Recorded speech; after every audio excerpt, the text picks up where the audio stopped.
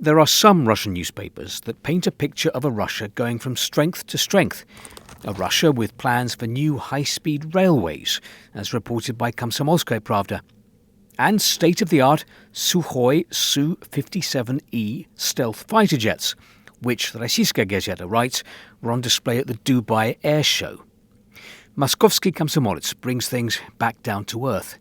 The Russian car market is on the way to becoming like Cuba or the USSR. The average price of a new car in Russia has reached 3.43 million rubles. That's around $42,000. An absolute record. There is no sign it will go down in the future, rather the opposite. In these conditions, only 9% of car owners now change their cars between 3 and 7 years old.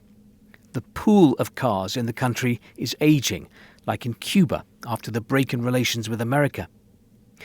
The rising price of coffee is also making headlines here with this prediction: soon Russians will go back to the kind of cheap coffee substitutes from Soviet times, for example chicory or a coffee drink made out of rye.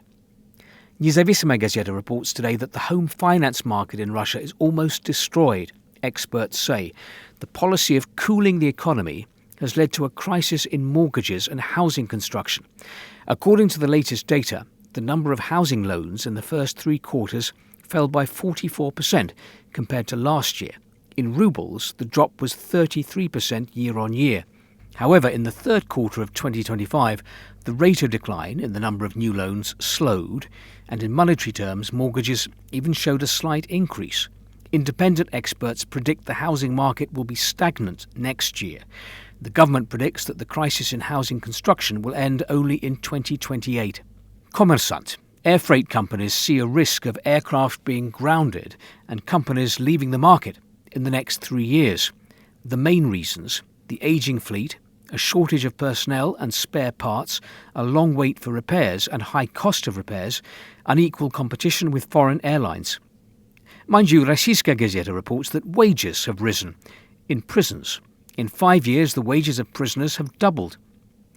Now, late on Sunday, Donald Trump said it was okay with him that Republicans were working on legislation to impose sanctions on countries doing business with Russia.